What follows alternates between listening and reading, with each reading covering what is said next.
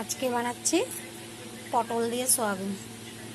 সোমবারে দিয়ে দিলাম একটা তেজপাতা, গোটা জিরা আর একটা শুকনো লঙ্কা।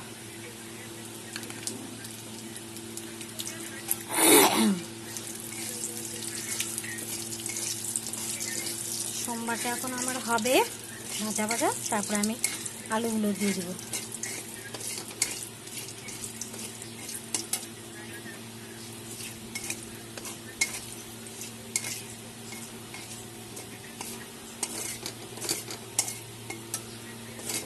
সোমবার আমার হয়ে গেছে, এখন কেটে ধুয়ে রাখা আলু দিয়ে দিলাম। এখানে দুটো আলু আছে বড় সাইজের।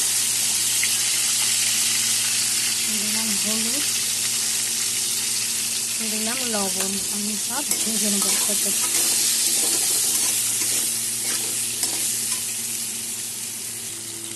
আলু আমার ভাজা হয়ে গেছে। এখানে একটা মিডিয়াম সাইজের পেঁয়াজ কুচি করে রেখেছিলাম দিয়ে দিলাম। এখন এটা ভেজে নেব। পেঁয়াজ আমার ভাজা হয়ে গেছে। এখন এখানে আছে 10টা কাঁচা লঙ্কা, একটা বড় সাইজের রসুন, আর একটা বড় সাইজের পেঁয়াজ, আর আধা ইঞ্চি পরিমাণ আদা। সব একসাথে পেস্ট করে নিয়েছি। আর এখানে আছে আধা চামচ ঝাল লঙ্কার গুঁড়া, আধা চামচ ধনে গুঁড়া, আর আধা চামচ কাশ্মীরি লঙ্কার গুঁড়া। আর জিরাটা দেবো, জিরাটা দিতে ভুলে গেছি। আর দিয়ে দিলাম আধা চামচ জিরে গুঁড়া। সব মশলা এখন একসাথে কষিয়ে নেব। দিলাম হলুদ। মশলা আমার কষানো হয়ে গেছে। এখন ভেজে রাখা পটল, 8-10টা পটল আছে, আগের থেকে ভেজে রেখেছিলাম, এটা দিয়ে দিলাম। আর দিলাম সয়াবিন। সব একসাথে মশলার সাথে নেড়ে তারপরে আমি এখন জল দিয়ে দিলাম।